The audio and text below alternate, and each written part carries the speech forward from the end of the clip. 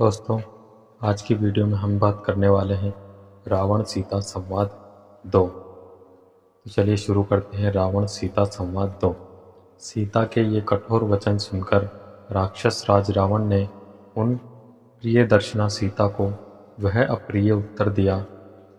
लोक में पुरुष जैसे अनुनय विनय करता है वैसे वैसे ही वह उनका प्रिय हो जाता है, किंतु मैं तुमसे ज्यों ज्यों मीठे वचन बोलता हूँ त्यों त्यों तुम मेरा तिरस्कार करती जाती हो। तुम्हारे प्रति जो मेरा प्रेम उत्पन्न हो गया है वही मेरे क्रोध को रोक रहा है।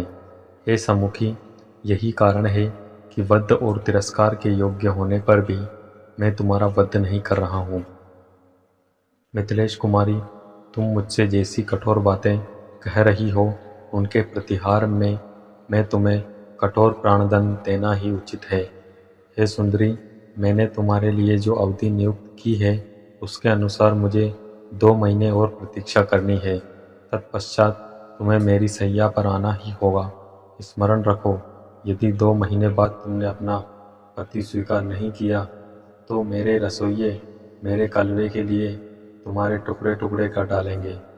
राक्षस राज रावण के इन वचनों को सुनकर पातिव्रत्य और पति के शौर्य के अभिमान से परिपूर्ण सीता ने कहा, निश्चय ही इस नगर में तेरा भला चाहने वाला कोई भी ऐसा पुरुष नहीं है जो तुझे इस निंदित कर्म से रोके। नीच राक्षस, तूने अमित तेजस्वी श्री राम की भार्या से जो पाप की बात कही है उसके परिणाम स्वरूप दंड से तू कहाँ जाकर छुटकारा पाएगा। मैं धर्मात्मा श्री राम की धर्मपत्नी और महाराज दशरथ की पुत्र वधू हूँ। दशमुख रावण, मेरा तेज ही तुझे भस्म कर डालने के लिए पर्याप्त है, लेकिन श्री राम की आज्ञा न होने से और अपनी तपस्या को सुरक्षित रखने के विचार से मैं तुझे भस्म नहीं कर रही हूँ। निसंदेह मेरे वध के लिए ही विधाता ने यह विधा रच दिया है। तू कितना वीर पराक्रमी है इसका पता तो मुझे उसी दिन चल गया था जब तेरे पास इतनी विशाल सेना बल और तेज होते हुए भी तू मुझे चोरों की भांति मेरे पति की अनुपस्थिति में चुरा लाया था। क्या इससे तेरी कायरता का पता नहीं चलता? सीता के सम्मुख ऐसे अप्रत्याशित एवं अपमानजनक वचन सुनकर रावण का संपूर्ण शरीर क्रोध से थर थर कांपने लगा। उसके नेत्रों से अंगारे बरसने लगे। वह दहाड़ता हुआ बोला, अन्यायी और निर्धन मनुष्य का अनुसरण करने वाली नारी जैसे सूर्यदेव अपने तेज से प्रातःकालिक संध्या के अंधकार को नष्ट कर देते हैं, उसी प्रकार मैं तेरा तत्काल विनाश किए देता हूँ।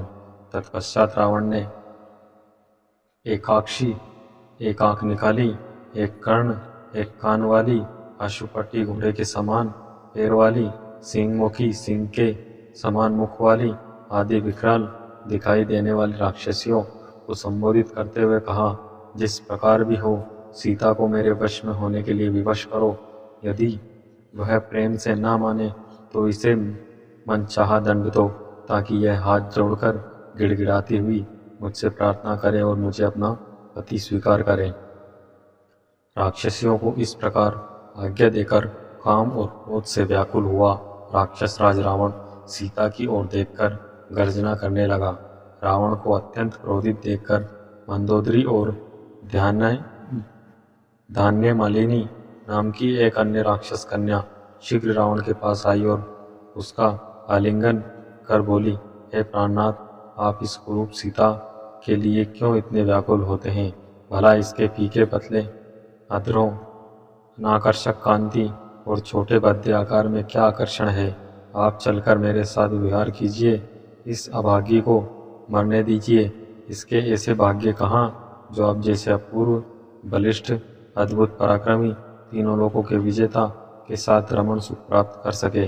नाथ, जो स्त्री आपको नहीं चाहती उसके पीछे उन्मत्त की भांति दौड़ने से क्या लाभ?